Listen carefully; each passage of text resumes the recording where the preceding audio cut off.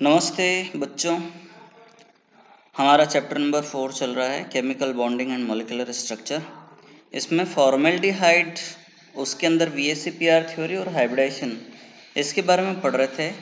तो मैं उसी को थोड़ा सा और आगे की तरफ लेकर के चलता हूँ आपको। पहला तो हम देखो इसकी स्ट्रक्चर को देखें। फॉर्मेल्डिहाइड HCHO उसका फॉर्मूला होता है। कार्बन और ऑक्सीजन के बीच में डबल बॉन्ड होता है और दो हाइड्रोजन के साथ में कार्बन सिंगल बॉन्ड बना रहा है। अब ये जो स्ट्रक्चर हमको दिख रही है, एक्चुअल में स्ट्रक्चर ऐसे नहीं है, बल्कि ये ऐसे स्ट्रक्चर है और जो एंगल है वो 120 डिग्री का है। अब इसमें जो हाइब्रिडेशन है वो sp2 है कार्बन पर, और ऑक्सीजन पर भी sp2 हाइब्रिडेशन है। ये किस तरह से इसको हम समझने की कोशिश करें, ये चीज हम पहले देख चुके थे। कार्बन उसके चारों तरफ इलेक्ट्रॉन चक्कर लगा रहे हैं। 1s के अंदर 2 इलेक्ट्रॉन और 2s के अंदर भी 2 इलेक्ट्रॉन्स हैं, और 2px 2py इनमें एक एक इलेक्ट्रॉन है। अब एक इलेक्ट्रॉन जंप करके हायर एनर्जी लेवल पर जाता है, ये इस तरह से। अब उसमें होता क्या है कि जो तीन ऑर्बिटल्स हैं, एक तो s और दो p ऑर्बिटल, ये इनकी इंटरमिक्सिंग होगी और नए ऑर्बिटल्स बनेंगे sp2 हाइब्रिडाइज्ड, और एक अनहाइब्रिड ऑर्बिटल रहेगा। अब इसमें एक s और 2p ऑर्बिटल्स में हाइब्रिडेशन हुआ तो sp2 हाइब्रिडेशन हुआ। ये जो तीन अभी आपने देखा नए ऑर्बिटल्स बने, ये sp2 हाइब्रिडाइज्ड ऑर्बिटल्स हैं। और ये वाले जो आपको दिख रहे हैं, ये वाले, ये अनहाइब्रिड p ऑर्बिटल हैं। इसकी दो लोब्स हैं।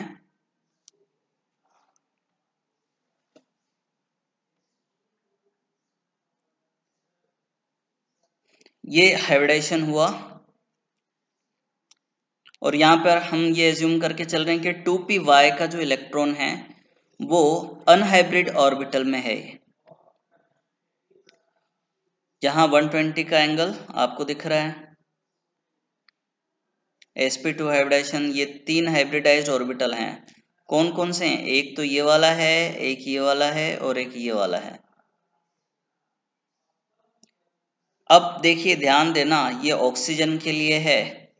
तो ऑक्सीजन एटॉमिक नंबर आपको पता है 8 है और कॉन्फ़िगरेशन 1s2 2s2 2p4। ये इलेक्ट्रॉन इस तरह से चक्कर लगा रहे हैं। 1s के अंदर 2 इलेक्ट्रॉन, 2s के अंदर भी 2 इलेक्ट्रॉन,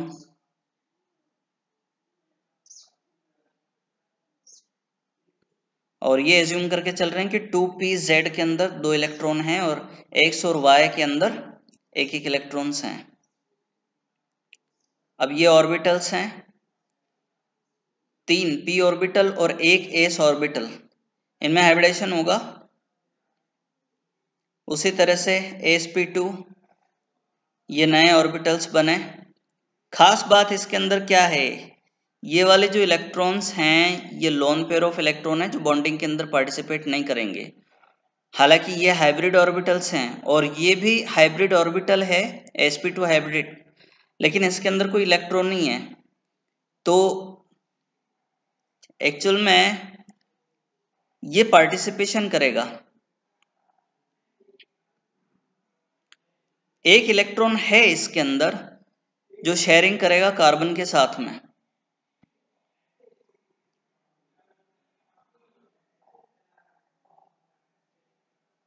ये दो लोन पेयर्स आपको दिख रहे हैं, ये यही वाले हैं, ट्राइगोनल प्लेनर इसकी स्ट्रक्चर। अब ध्यान देना, ये ऑक्सीजन वाला केस जिसमें ये फॉर्मेल्डिहाइड है, ये कार्बन है, दो हाइड्रोजन यहां पर हैं, ये ऑक्सीजन का एटम है, तीन हाइब्रिडाइज्ड ऑर्बिटल हैं, इनमें से दो लोन पेयर वाले हैं। ये इस तरह से ओवरलैपिंग हुई, कोवेलेंट बॉन्ड बना। अब इसमें जो अनहाइब्रिड p ऑर्बिटल हैं कार्बन और हाइड्रोजन, कार्बन और ऑक्सीजन के, उनमें लेटरल ओवरलैपिंग हुई तो पाई ऑर्बिटल बना, पाई बॉन्ड बना। ये वाला सिग्मा बॉन्ड है जबकि ये वाला पाई बॉन्ड है। ये 2 lone pair of electrons oxygen वाले। अब हम देखें हाइड्रोजन साइनाइड, इसमें कार्बन पर sp हाइब्रिडेशन होगा, नाइट्रोजन पर भी sp हाइब्रिडेशन होगा। कार्बन नाइट्रोजन के बीच में ट्रिपल बॉन्ड है, एक सिग्मा बॉन्ड है और 2 पाई बॉन्ड है। हम पहले कार्बन का केस देखें, उसी तरह से इलेक्ट्रॉनिक कॉन्फ़िगरेशन आपको पता है 1s2 2s2 2p2। अब इसमें एक इलेक्ट्रॉन जंप करके हायर एनर्जी लेवल पर गया और नए हाइब्रिड ऑर्बिटल बने, 2 ऑर्बिटल sp हाइब्रिडाइज्ड ऑर्बिटल्स। ये तो 3 p ऑर्बिटल हैं और एक s ऑर्बिटल आपको दिख रहा है, इनमें हाइब्रिडेशन होकर के एक s और एक p ऑर्बिटल में कॉम्बिनेशन होगा, ये नए हाइब्रिड ऑर्बिटल बने। कौन कौन से हैं ध्यान देना, ये वाला और ये वाला, ये दोनों sp हाइब्रिडाइज्ड ऑर्बिटल हैं। लेकिन इसमें ध्यान देना कि ये वाला जो ऑर्बिटल है वो अनहाइब्रिड ऑर्बिटल है और ये वाला जो ऑर्बिटल है ये भी अनहाइब्रिड ऑर्बिटल है p। ठीक है,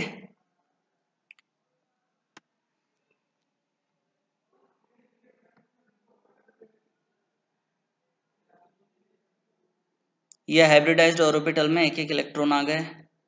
sp हाइब्रिडाइजेशन, शेप इसका लीनियर, 180 डिग्री का एंगल। अब नाइट्रोजन का इलेक्ट्रॉनिक कॉन्फ़िगरेशन एटॉमिक नंबर 7 है, electronic configuration 1s2 2s2 2p3। ये 3 इलेक्ट्रॉन p के अंदर, एक एक इलेक्ट्रॉन तीनों के अंदर हैं।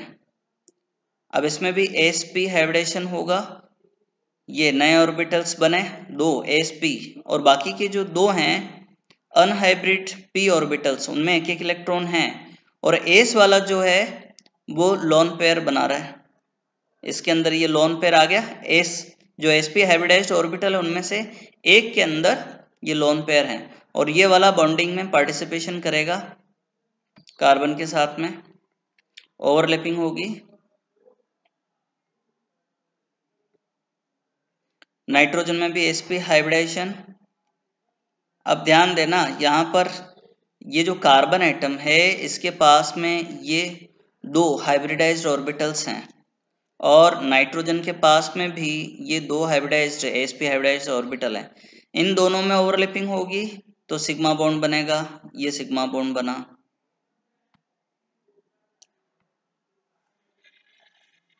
ये वाला सिग्मा बॉन्ड। अब ये पाई बॉन्ड बन रहे हैं लेटरल ओवरलैपिंग से या साइड वाइज ओवरलैपिंग से। ये पहला पाई बॉन्ड था,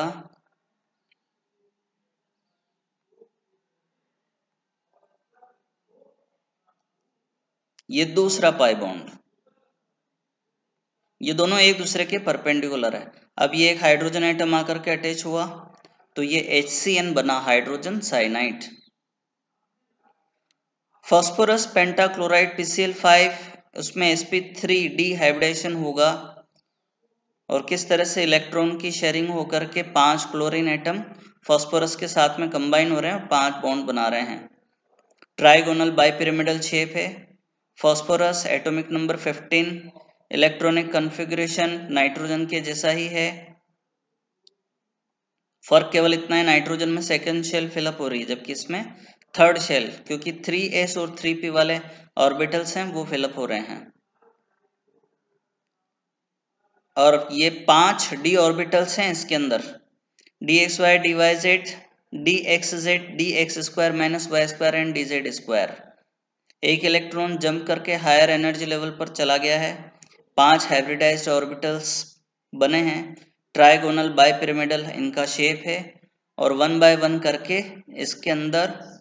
अच्छा ये ध्यान रखना कि इसमें 3 एंगल तो 120 वाले हैं और 2 एंगल 90 डिग्री वाले हैं।